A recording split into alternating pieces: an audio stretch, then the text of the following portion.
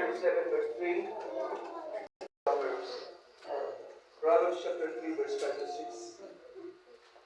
Trust in the Lord with all thine heart, and lean not unto thine own understanding. In all thy ways acknowledge him, and he shall direct thy path. Sa book of Psalms chapter 37, verse 3 hanggang 7. Trust in the Lord and do good, so shalt thou dwell in the land, and verily thou shalt be fed. Delight thyself also in the Lord, and he shall give thee the desires of thine heart. Commit thy way unto the Lord, trust also in him, and he shall bring it to pass.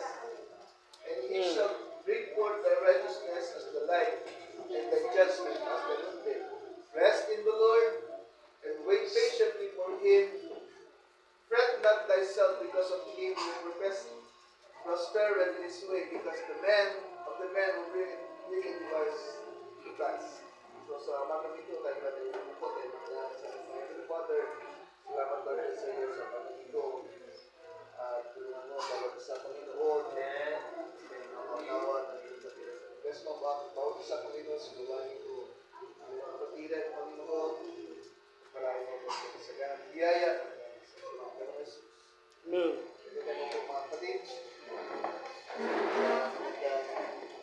Kumala po sa inyo lahat. Isa na Sister Dina. Sister Dina, welcome. Let's church. Tagaan natin nakapiling. Kasama lang isa sa prayer. Sana ay mag-finish na yung lahat ng ganyang vision sa buhay. Para sa ganun ay yung desire ng puso ng ating kapatid na ito ay magkaroon tayo. So, sama-sama prayer sa mga kapatid. And then, nagkapiling. Balita ko po, nagkaroon sa ating balita. Bukas po ang youth convention ng Young People sa Taytay po, sa Church of the Overcomer po, 30 ng youth convention. So, umaga po ito, 8 hanggang alas 5 ng hapon. So, sa mga young people na available, ay sana po maka-attend ang mga kabataan natin para sa gawain ng mga kabataan sa Pilipinas. So, pray natin. Amen. Mamaya, gawin yung ating mga mission. Amen. Sa lugar na Quezon, Bicol. Yes. Sa prayer. Amen. So, Lord reading ay mamaya ang usap sa Apostol Miguel. At i-discuss nila tungkol sa Bicol sa Quezon, sa Bicol. Pray natin na makabangon tayo muli. Amen. Alright, so in the book of Proverbs, chapter 3, verse 5, ito naman ang pinaka-clue. Tabagan na reservation natin kanina. Gusto ko itugtog itong inductive itong gawa dito kasi connected. Tama. Amen. Hindi naman kami nag-usap ng topic ni Brother Ted, pero amen, nakikita ko dito kung paano tayo naging intinubos ang ating Panginoon sa bagay niyo. Sabi sa book of Proverbs, chapter 3, verse 5 to 6, trust in the Lord with all thine heart. Magtiwala ka daw sa Diyos ng buong puso mo at huwag kang manalig sa iyong sariling kaunawaan. Amen? In all thy ways, acknowledge Him. Sa lahat daw ng iyong lakad, i-acknowledge ng ating Panginoon. Amen. Hallelujah. Dahil pag may tiwala ka sa Diyos, nandun ang tiwala mo, ibig sabihin, hindi ka lang naniniwala sa pamamagitan ng iyong mga salita. Hindi ka lang naniniwala sa pamamagitan ng iyong mga sinasabi. Pero sabi ng Scripture, trust in the Lord with all your heart. Amen. Ibig sabihin, hindi lang yung ating mga iniisip, yung ating mga sinasabi ang dapat may tiwala sa Diyos. Tama. Dapat yung puso natin ang pinakapundasyon ng tiwala natin sa ating Panginoon. Amen. Dahil kapag ang puso mo ang nagkaroon ng tiwala sa ating Panginoon, hallelujah, lahat ng mga bagay, hallelujah, na negativity sa isip mo, hindi yan papasok. Why? You have to trust the Lord with all your heart. Kaya kasabi ng ating Panginoon sa book of Proverbs, kailangan mo magtiwala sa Diyos ng buong puso mo. Amen. Hindi 50%, hindi 70%, hindi 99.9%. Hallelujah. Sabi ng Scripture, 100% with all thine hearts. Amen. At huwag kang manalig sa iyong sariling kaunawan.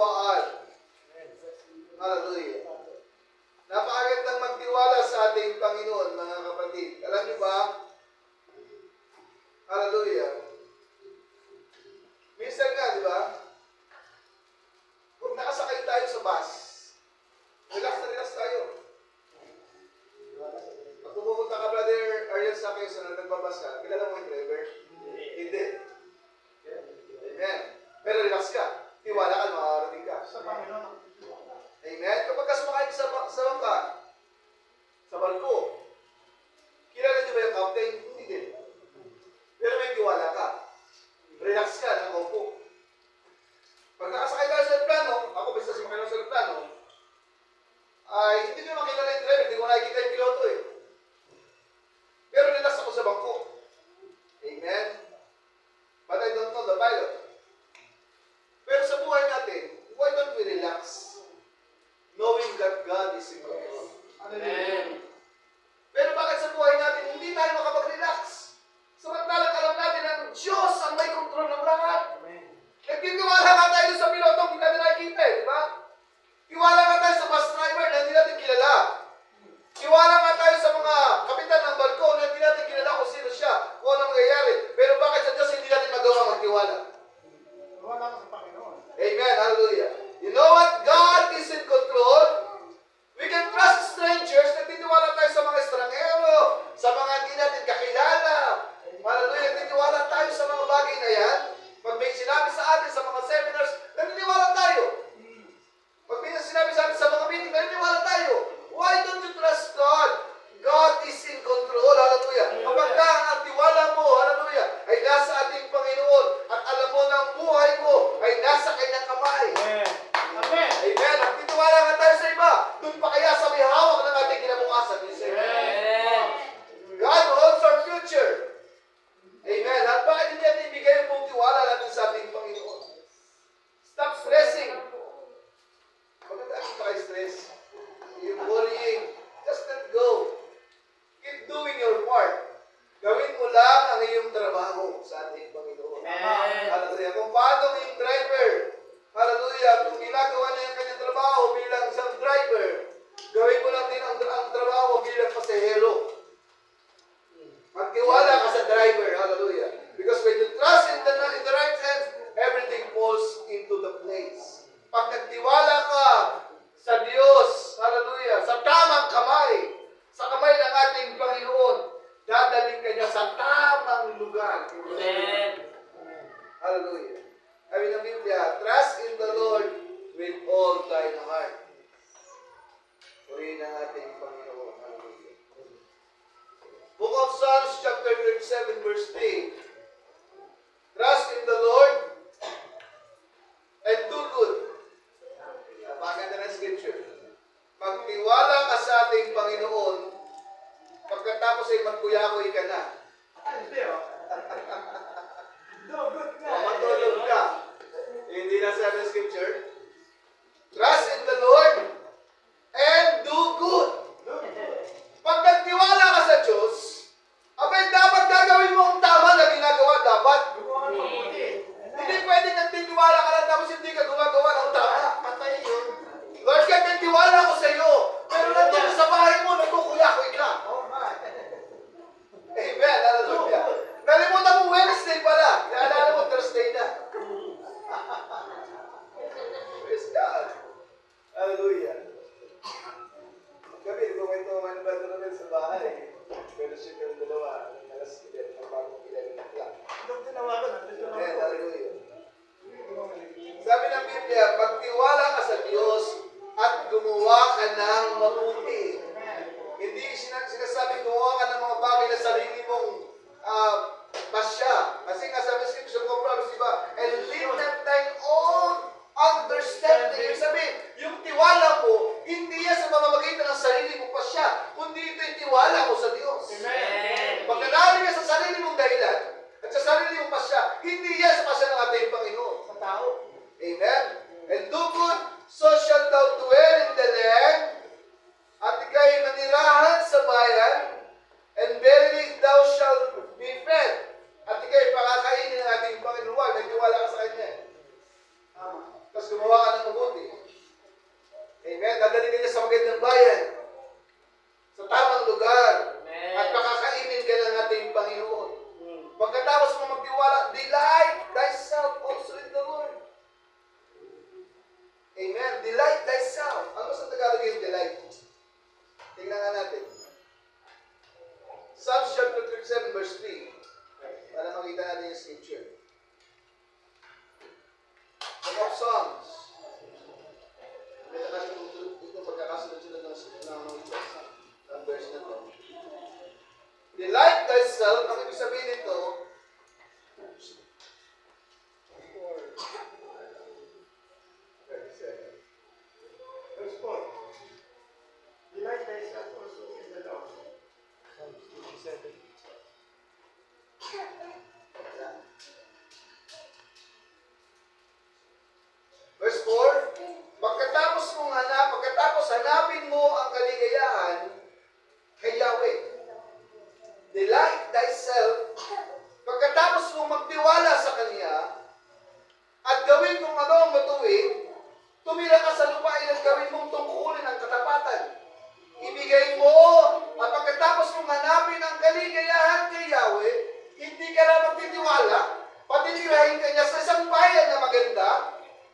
ganyan, pakakainin ka ng ating Panginoon. At pagkatapos yan, hahanapin mo ang kaligayahan sa ating Panginoon. Amen. Amen. Pag nagtiwala ka, magiging maligaya ka sa ating Panginoon. Amen. Sa lahat ng taong walang tiwala sa Diyos, kailanman hindi ito lumiligaya sa buhay niya. Pero pag nagtiwala ka sa Diyos, hallelujah, nandoon ang kaligayahang walang humpay. Amen. Hallelujah. Tumiwala ka, hanapin mo ang kaligayahan kay Yahweh at ibibigay niya ang iyong mga naisin ng iyong puso. Kita niyo? Pag hinanap mo yung kaligayahan, aba natural, ipagkakalob sa iyo ng ating Panginoon ng kaligayahan na sa puso mo. Amen. Hallelujah. Pagkatapos niyan, verse 5, commit thy way unto the Lord. Ibigay mo ang iyong pamamaraan kay Yahweh. Dapat ang iyong pamamaraan ay hindi ang sarili mong pamamaraan, kundi ang pamamaraan ng ating Panginoon. Ibigay mo daw ang iyong pamamaraan kay Yahweh, magtiwala ka sa Kanya at Siya ang kikilos para sa iyo. Alam ang pangako ng ating Panginoon. Hindi natin kaya ang lahat ng ito, mga kapatid, sabi ni Brother Ernel kanina. Wala tayong kakayanan maliban nakaakla tayo sa ating Panginoon. Pag nagtiwala ka sa Diyos, hallelujah, at nagdelight ka sa ating Panginoon, and then commit mo ang iyong buhay sa Panginoon, ang iyong paraan, i-commit mo sa Kanya, commit thy way to the Lord, ang lahat ng daan mo, ang lahat ng iyong pupuntahan, i-commit mo sa ating Panginoon. Amen. Hallelujah. Magtiwala ka lang. Kahit anong doktrina, Brother Mel, di mo nadala. Amen. Kahit saan kang church umatin, at doktrinahan ka, hallelujah. Kung may tiwala ka sa ating Panginoon, hallelujah, ikinumit mo ang iyong pamamaraan sa Diyos. Ang Diyos ang magliligtas sa iyo. Amen. Amen. Commit thy way to the Lord. Trust also in Him, and He shall bring it to pass. Kita niyo? Siya ang kikilos para sa iyo. Amen. Muli ng ating Panginoon, napakalaking biyaya nito para sa atin. And He shall bring forth thy righteousness as the light and thy judgment as the noonday. Itatanggal niya ang iyong katarungan. Sino magtatanggal ng iyong katarungan? Ang ating Panginoon. Gaya ng liwanag ng araw at ang iyong kawalang buwang gaya ng araw sa tanghali. Tumigil ka sa harap ni Yahweh. Pag sinabing tumigil, rest in the Lord. Amen. Amen. Payapa ka sa lahat ng raging storms. Amen. Magiging tiwala ka sa ating. Napakaganda ng quotation kanina ni Brother Ernel. Hallelujah. Amen. Hallelujah. Yung buhay natin, kapag tiwala natin sa ating Panginoon, hindi tayo masyashake. Amen. Hindi tayo mayayanig. Rest. Pag nakaangklang iyong buhay, nakaangklang iyong pananampalataya sa Panginoon, ito na ang pagkakataon mo magpahinga. Rest in the Lord. Amen. Dahil bigay mo ang tiwala mo sa Kanya eh. Gumawa ka ng mabuti. Yung delight thy self to the Lord. And then, i-commit mo iyong paraan sa Lord. And then, pagkatapos yan, rest na. Doon ka lang mag-rest. Pero hanggang hindi mo binibigay ang tiwala mo sa Diyos, wala kang kapayapaan. Amen. Wala kang karapatang magpayapa. Kasi wala kang tiwala sa Diyos eh. Nakita niyo ba ang mga alagan? Amen, nung sa raging storm sila, alam mo, hindi sila mapayapa kahit nandun ang ating Panginoon Kristo, ito naman ka. Amen. Malulubog sila, natatakot sila. Pero kung nailagay nila ang buhay nila at naikumit nila sa ating Panginoon at tiwala nila, alam nila that God holds the answer. He holds the world. He holds your future. You say amen. Amen. Hallelujah. Huwag nating iyasa ang ating future sa mga internet.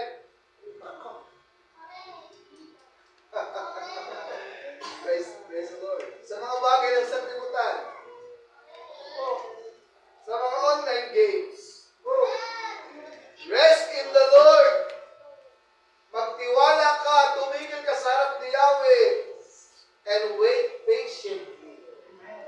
At maghintay ka, magtiyaga kang maghintay. O magtiyagang maghintay sa Kanya. Huwag kang mag-alala, sabi niya, fret not thyself because of him was prospereth. Huwag kang mag-alala kung may tao mapagtatagumpayan ang kanyang masamang balakid.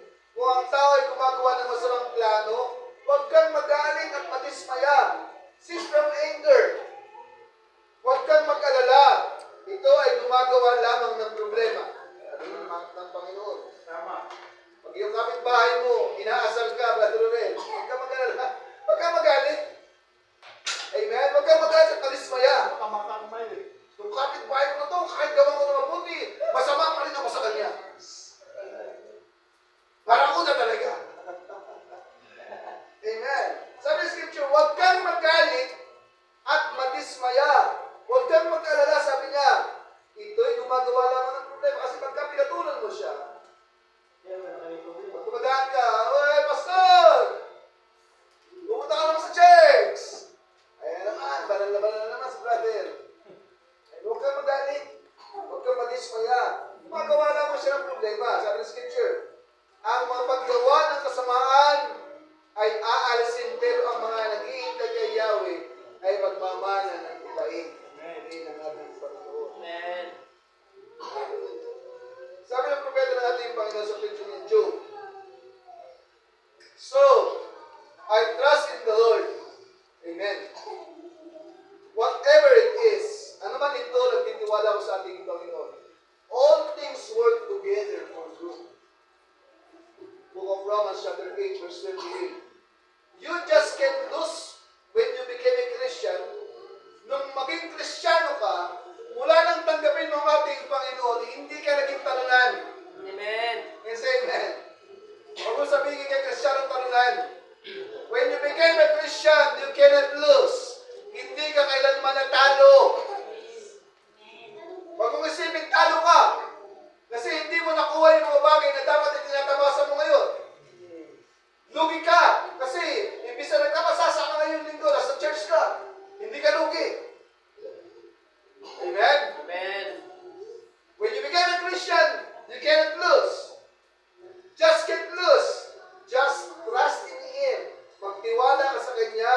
And whatever the way goes, ano bang bagay ang dumating, just keep yourself set His Spirit.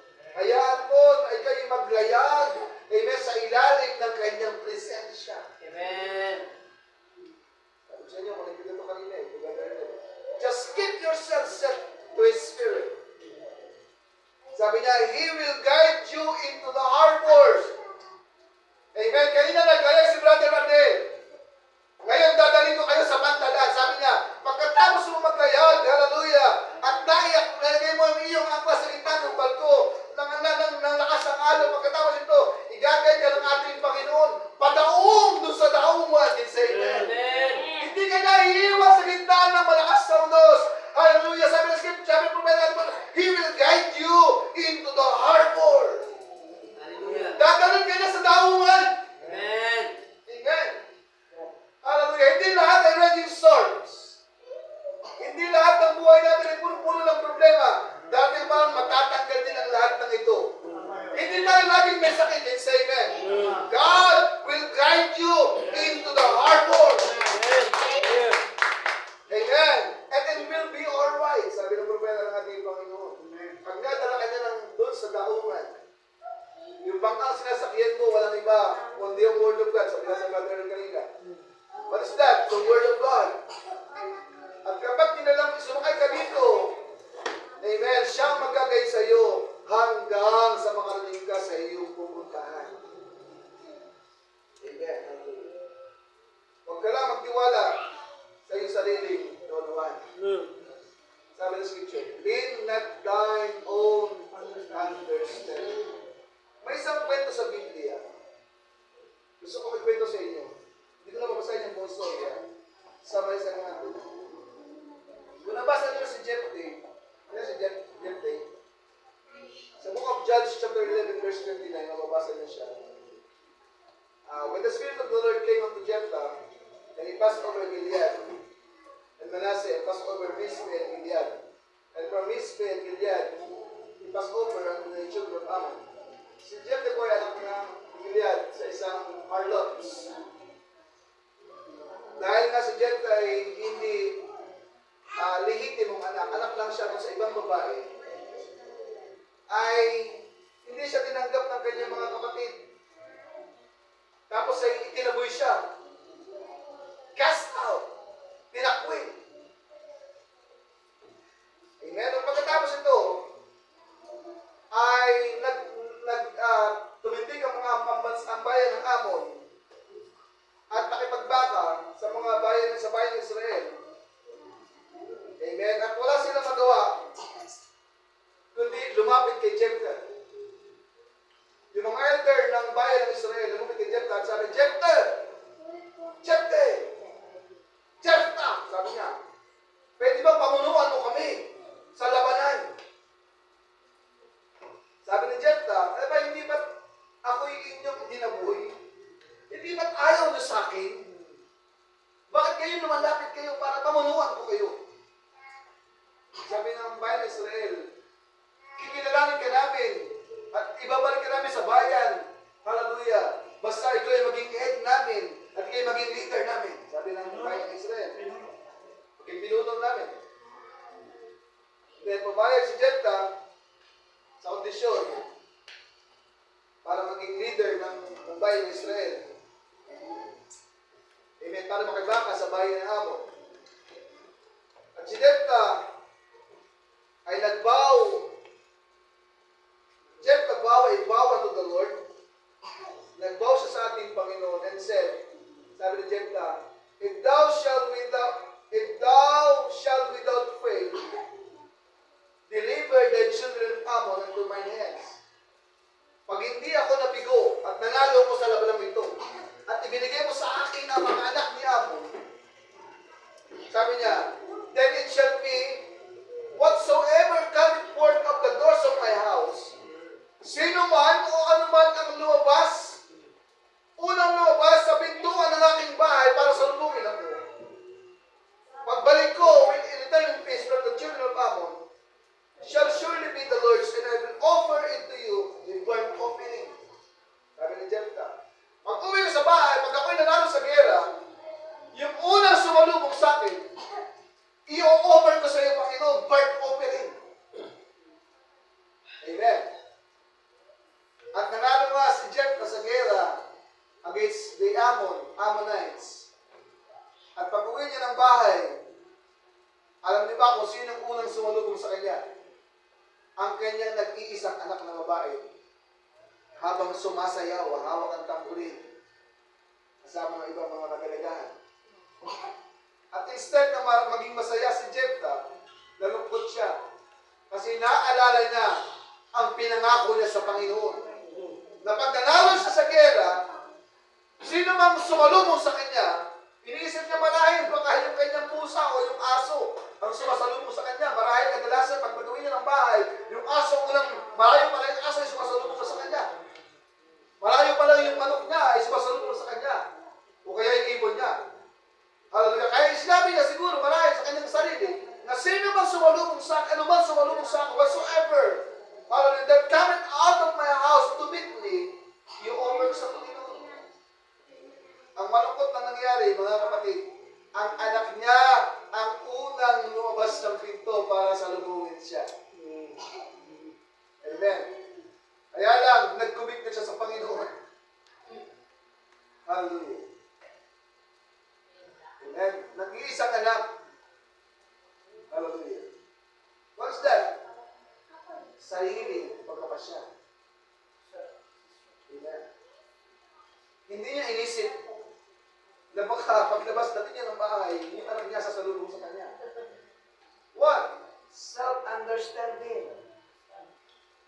And I believe kung siya'y nanalangin, hallelujah, na panalunin siya ng ating Panginoon sa gerang ito, sa labanan na yun. Abay, gagawin naman yun ng ating Panginoon. Why? Bayan sila ng ating Panginoon. You say, amen? Pero because of that self-decision, nag-decision ng sarili niya, hallelujah, wala siyang magawa. Ang sinabi niya ay sinabi niya. Amen. Hallelujah. Book of Corinthians chapter 2, verse 1 to 20. 2 Corinthians chapter 1. Amen. Yan ay pangako ng tao. Pero tandaan nyo, pag ang Diyos ang nangako, tandaan nyo, ang pangako ng Diyos kailanman ay hindi nagbabago. Sabi ng Corinthians chapter 1 verse 20, dahil ang lahat ng mga pangako ng Diyos ay oo. Sinabi bang hindi? Ang lahat ng pangako ng Diyos ay oo. Amen. Kung pinangakuha ka ng Diyos sa buhay na walang gan, oo yun. Amen. Kung nangako sa ng Diyos sa pag-agaw, oo yun. Amen. Kung nangako ang Diyos sa saganang buhay sa atin, oo yun. Hindi pwedeng maybe. Walang sagot ang Panginoon na maybe. Sabi nga ni Brad nung isang brother, pag sumagot ka, oo, hindi kung hindi. Sabi ng scripture sa Book of Corinthians, dahil ang lahat ng mga pangako ng Diyos, lahat ng pangako ng Diyos ay oo sa Kanya. Kaya sa mga magitan niya, magsasabi tayo ng Amen. Can you say Amen? Amen. Sa kalawalatian ng Diyos. Dahil ang lahat ng pangako ng Diyos ay oo. Dahil sa lahat ng ito, sa pamamagitan niya, magsasabi tayo ng Amen. Ito pa yung scripture next to it. Yung pangako niya, let us say Amen. When God say, you are healed. Amen. Sinabi ng Diyos, I will prosper you. Amen. Pag sinabi ng Diyos, pagpapalain kita. Amen. Amen. Pag sinabi ng Diyos, bibigyan kita ng buhay na walang hanggan. Amen. Pag sinabi ng Diyos, aagawin kita kasama ng mga iyong kapatiran. Amen. I will save you kasama ng iyong pamilya. Amen. Amen. Yes. Hindi ang ating Panginoon. Pag sinabi ng Diyos sa pangako ito, oo yun. At tayo ay magsasabi lang na Amen. Yan ang ating Panginoon. Proverbs chapter 3 verse 1 to 6. My son, forget not my law. Anak, huwag mong kalimutan ang aking mga utos. But let thine heart keep my commandments. At ang puso mo ay ingatan ng mga utos na ito. For the length of days and long life and peace shall they add to thee. Pag ginawa mo ito, hindi mo kalalimutan ang aking batas. Sinunod mo ang aking mga utos sa iyong mga puso. Hallelujah. Ang idadagdag ng Diyos sa iyo ang buhay. For the days and long life, mahabang buhay, idadagdag sa iyo ng ating Panginoon. Mga akala nyo, hallelujah, mga kapatid, pag hindi kayo nagtiwala sa Diyos, parang kwenta yan. Kaya kabalitan natin ito, pag may tiwala tayo sa Diyos, pag sinunod natin ang kanyang mga utos, magdadagdag siya ng buhay sa atin. Amen. Amen. Hindi walang kwentang ginagawa natin, mga kapatid. May points to sa Panginoon. Amen. Hallelujah. Kahit kayo pagtulong mo sa mga dukha, di ba sabi ng Biblia, ang sino mong gumagawa nun sa mga mahirap kami, siya nagpapautang sa Diyos. Amen. Nakita niyo ba? Ang biyaya ng ating Panginoon. Sabi niya, pag hindi mo kalalimutan ang mga batas sa ito, at sinunod mo sa iyong puso mo ang commandments sa ito, for the length of days and long life and peace shall they added to thee. Idadagdag sa iyo ng buhay ng Diyos ang araw, ang mahabang buhay, at kapayapaan ay idadagdag sa iyo ng Diyos. Let not mercy and truth forsake thee. Bind them about thy neck, write them upon the table of thine heart. Amen. Ang biyaya ng Diyos, ang habag ng Diyos, hallelujah, itali mo yan sa iyong leeg. Isulat mo sa iyong mga hapagkainan, sa table of thine heart. Hallelujah. So shall they find favor and good understanding in the sight of God. Amen. Trust in the Lord, magtiwala sa Diyos with all thine heart and lean not unto thine own understanding. In all thy ways acknowledge Him, and He shall direct thy path. Amen. May isang illustration dito, mga kapatid. Gusto ko i sa inyo. At ang mula nitong isang araw,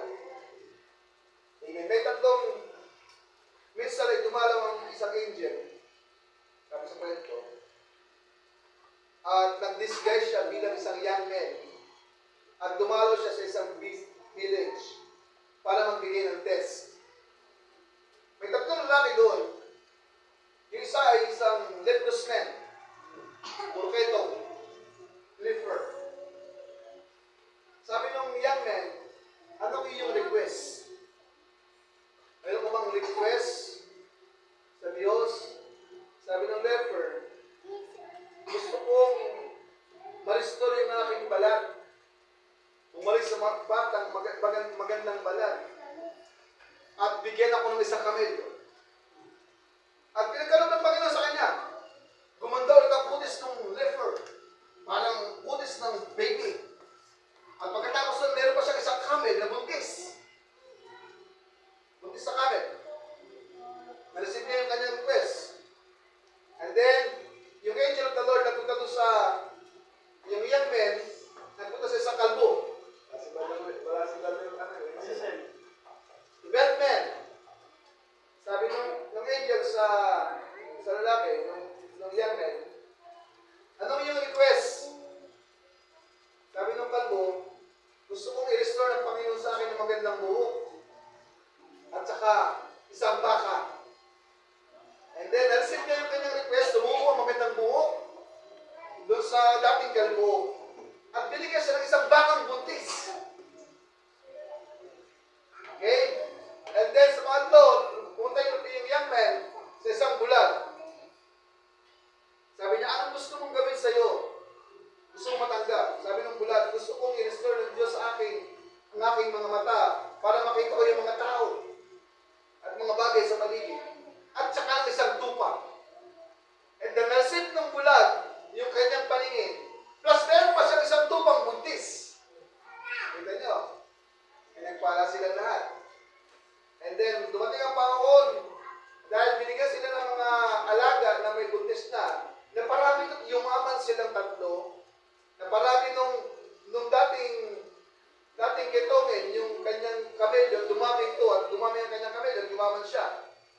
At yung dating kalbo, ay naparami niya yung kanyang bakahan, at nagkaroon siya ng mga lupain na may mga rancho ng baka. At ganoon din yung isang bulag, dating bulag, ay naparami niya yung kanyang mga tupa. At nagkaroon siya ng pasulat. And then, isang araw, bumisita ulit ang angel of the Lord. Pero nag-disguise siya naman, hindi na isang young man, bilang isang mahirap na lalaki. Lumapit siya doon sa dating leper. At ang sabi niya, baka ako'y maglalakbay sa malayong lugar, baka pwede mo bigyan ng isang kamelyo para makarating ako doon sa aking pupuntahan. Sabi ng dating may leper, hindi pwede. Busy ako sa business ko. Sabi nung matanda na mahirap, hindi ba dati kang mahirap, binigay sa ng Panginoon niya? Hindi ako, sariling hirap ko to. Sabi nung leper. Sabi nung beggar, nung matandang lalaki, kung nagsisinungaling ka, ay ibabalik ka ng Diyos sa dati mong kondisyon. At nangyari nga, bumalik sa dating kondisyon, yung isang dating leper, naging leper na ulit siya. Puro na siya keto, at naging mahirap na ulit. Okay? Then pumunta siya doon sa dating kalbo, na pinagpala. Sabi niya, friend, kaibigan, baka gusto mong bigyan ako ng isang baka para magamit ko ang karne at makain ko, pero kung magamit sa aking paglalakbay, sa aking journey. Sabi nung dating kalbo, pwede, walang baka. Baka rin. Amen. Hallelujah. Walang baka, binili pa ito sa malayong lugar. Di ba yan yung pinag-corruption ng Panginoon? Sabi ng dating kalbo, hindi sarili ko, mura nito, pinag-ipunan ko to. Kung nagsisinungaling ka, ibabalik siya ng Diyos ang dating kondisyon. At nangyari nga, yung kalbo, bumalik sa dating kondisyon. At naging kalbo rin siya. Dating kondisyon. At pumunta siya doon sa mga ito, sa bulag. Sabi niya, kaibigan, pwede ba bigyan mo ako ng siyang sheep? Sa tupa para mayroon ng pagkain at magamit ko sa akin paglalakbay sa malayong lakbay. Sabi niya, kapatid, dati akong bulag, sabi niya. Pero i-restore ng Panginoon ang aking mata. Kaya anong bagay na kunin mo at tingin mo, for His name's sake, kunin mo. At pwede mong kainin pwede mong lutuin hanggat ilan ang gusto mo. Pwede mong dalhin kung hanggat ilan ang gusto mo. Pwede kang umalis kung kailan gusto mong umalis, sabi ng dating bulag. Kasi ang lahat ng bagay na meron ako, yan ay galing sa Diyos. Kaya hindi ko ito pinagkakain. Sabi ng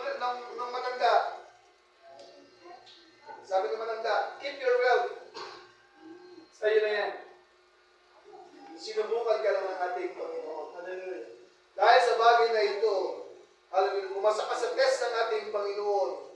Ang pagpapala, nagtiwala ka sa Diyos. Ang pagpapala ay dadagdag sa iyo ng ating Panginoon. Why?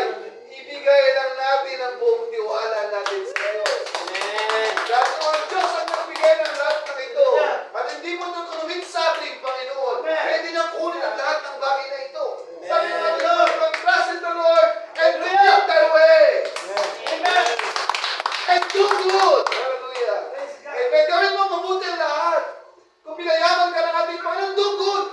Magtiwala ka sa Kanya. I-commit mo lahat ng lakad mo sa Kanya. Amen. Hallelujah. Sabi niya, blessings are not just gifts. Ipagkabala sa iyo ng Diyos. Hindi lang ito regalo. Sometimes they are just a test. Gratitude. Test ito kung paano ka magpapasalamat sa ating Panginoon.